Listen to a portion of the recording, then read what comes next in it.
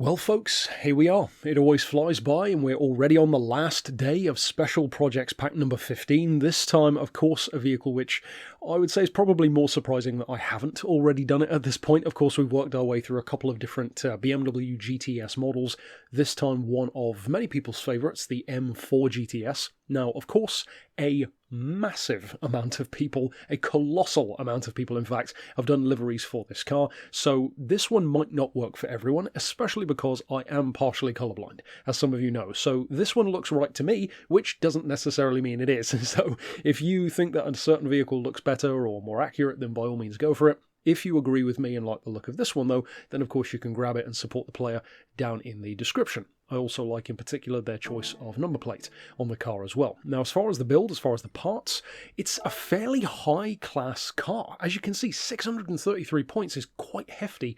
Part of the reason why is because I've upgraded it from hard tyres to sport softs, but even then, that's a pretty hefty level for a car with well under, well I guess not well under, but under 500 horsepower, and it's not really that lightweight either. It's still the best part of 1500 kilos, so they really do give this car a lot of respect.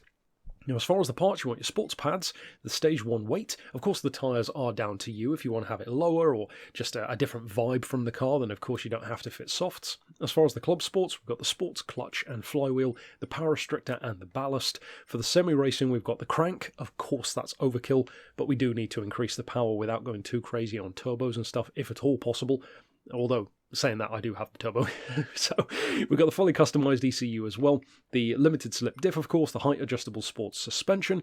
As far as the racing stuff, if we go down, we have got nothing fitted there. As far as the extreme stuff, I've gone for the carbon ceramics and the steering angle adapter. And for the ultimate stuff, there is nothing fitted. So, again, for a vehicle that's got such a high point level, we haven't actually done all that much to it. Now, as far as the visuals, of course, those will be fitted when you download the livery at the same time.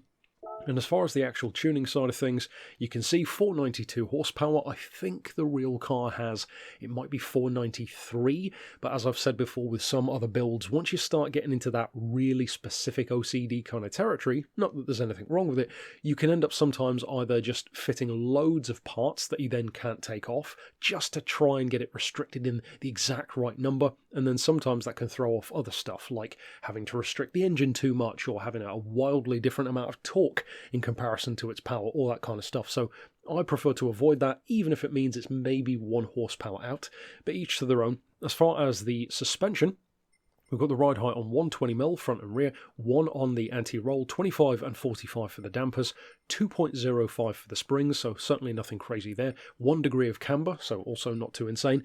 As far as the toe, of course, with the height adjustable sports setup, you've got toe in 20 on the back and nothing on the front. As it happens, that works pretty well for me. As far as the diff, 10, 30 and 20. Again, nothing too crazy. Standard transmission, of course. As far as the ballast, of course, being a real car, you can look up different weights depending on what website you go to, depending on who you ask. From what I could find, it seems to be a 1467 kilo car. And the reason why I say that is because I'm working with what the car starts at, and then apparently the real GTS is 30 kilos lighter, which is no way near as much of a weight drop as you'd probably think it should have, but there you go, I guess. So, if I recall correctly, I've basically just done that. I've dropped it by 30 kilos, so then at least you are working from what it was in the game to now what it should be. Even if that new number is still inaccurate, if the one which we started with was inaccurate for a normal M4, I think you can understand what I'm saying. So, as far as the ECU and the power restrictor, those are untouched. As far as the downforce, obviously that's down to you. I've got the highest setting there for grip and for handling. The high RPM turbo, of course, fitted, and everything else over here, as you can see. So, kind of inexplicably, it's up in like race car territory as far as points, but with such a high point level, it does beg the question, what is the car like in practice, and of course, how quick can it be? So if we jump out to the track, I will of course show you. Well, I'm very happy to be able to say that they are not just doing the old polyphony thing of making, for example, a Japanese car usually inexplicably too good. This is a German car for a change, but also it actually is that good. This is a properly quick car. In fact, for a point of reference, this is significantly quicker, in fact, than one of the very first, if not, I think it might have even been the first special project which I did in GT7 for the Alfa Romeo 8C GTA.